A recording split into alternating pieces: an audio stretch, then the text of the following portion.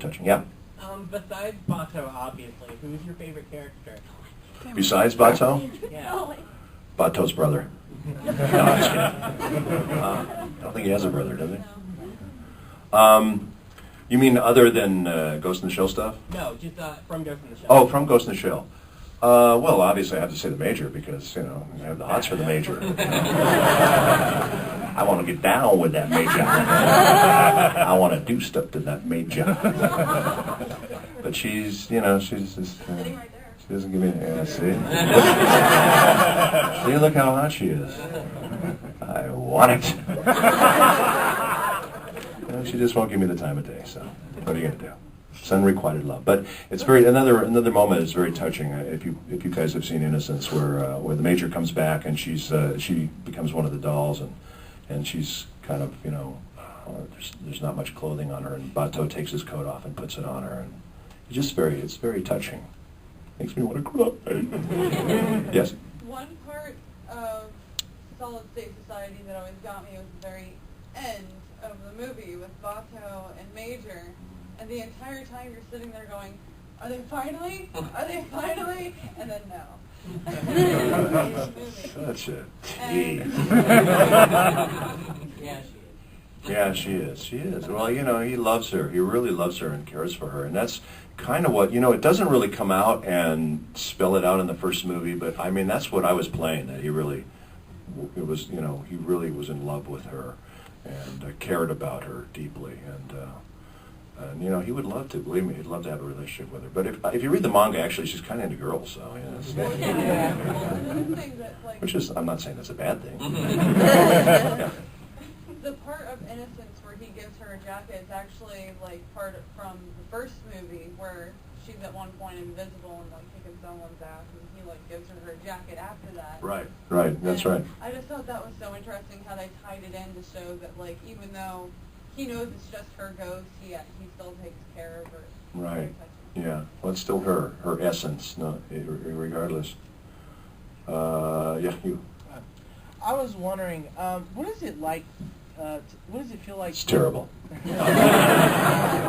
What does it feel like to be related to a project that's inspired such movies like The Matrix, or help really define the cyberpunk genre? I'm going, where's my paycheck? I think it's pretty cool. I mean, you know, these. I'll tell you something. The thing that I think that you guys are so clued into, and I think the reason that these shows are just so popular is because these Japanese shows is because they really ask the tough questions. You know, that our animation is kind of formulaic. You know, the way it's laid out, and you know, I think that people are really kind of they ask these really hard questions. Like the thing, for example, and what I love about Ghost in the Shell is they talk about the morality of technology and the use of it, and how technology is actually growing faster than we are. And how are we going to use that technology? Are we going to use it for good or for evil, or how are we going to regulate that? Or, you know, it's just kind of these are interesting questions that I think we're really going to be having to face in the very near future. And the other interesting thing about Ghost in the Shell to me is that the machines are becoming more human, and the humans are becoming more like machines. Yeah. And in Innocence, actually, the thing that's the most human in the whole movie is the dog. You know, and it's just really kind of an interesting statement on kind of where we're headed, you know, as a technological society. It's a very Blade Runner-esque statement.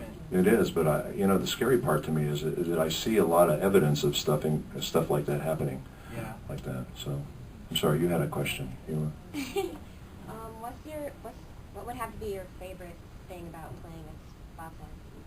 What? I'm sorry. What is my favorite thing about playing? Yeah. Did you ask me what happened to my favorite thing?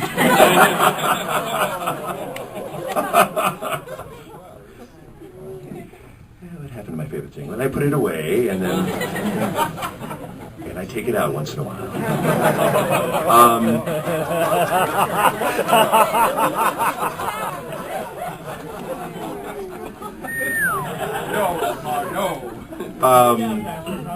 You know what? My favorite thing about Batou is that he's just tough as nails. He doesn't take shit from anyone, but he's got a heart of gold, and he's really tough on the exterior, but he's really mushy inside, and he's really a good, fair person, and he's got a real dry sense of humor. So those are the things I like about him, and those are the things that I relate to directly. In the back. Even though Ghost in the Shell is more of an action show, well, it's really action oriented, but it's really cerebral as well. Have you ever found yourself personally interested in any of the philosophical stuff covered in the script?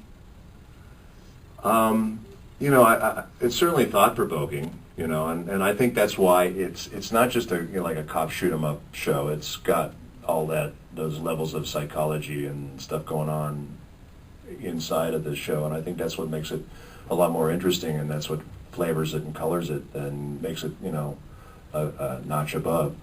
So, I mean, I'm not going to go off and study Zen on a mountaintop because I play Batou, but you know, it certainly makes me think about certain things, you know, and it's thought-provoking.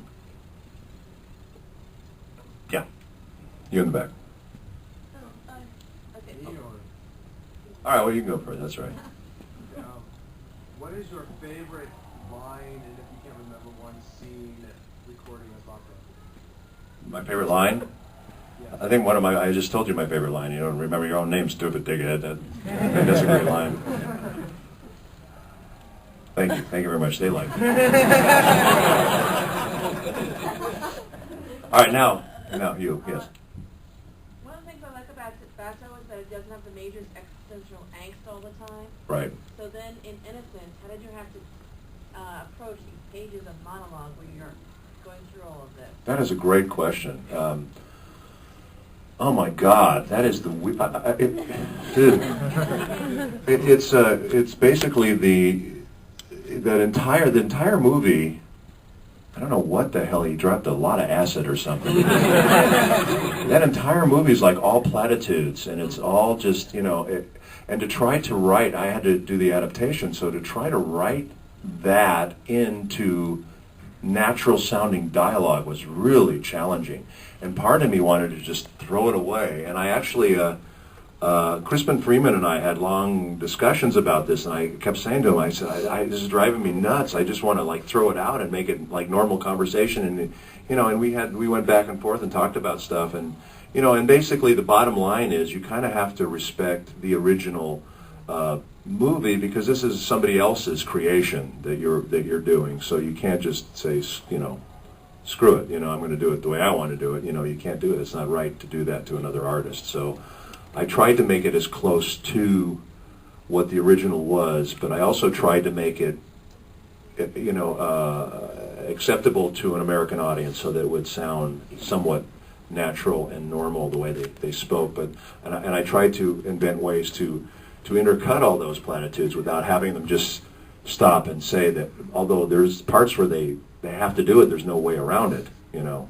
But it's a really tough movie, and a lot of people came up to me afterwards and said, thank you for doing that, because they said, we saw the movie, the subtitles, and we didn't know what the hell was going on, you know. So it was kind of course, they added all the extra crap, like, you know, the sound effects and all the other stuff in the subtitles, which didn't help anything either, so.